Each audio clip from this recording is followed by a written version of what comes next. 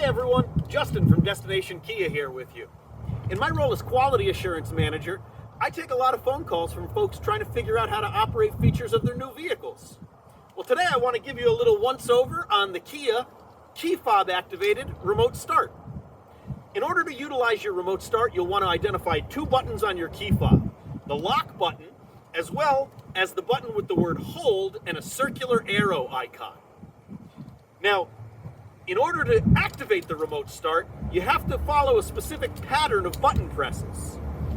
Always start by pressing the lock button. You'll then pause for a moment. I encourage folks to just take a breath, and then you're going to press and hold the hold button that we've identified.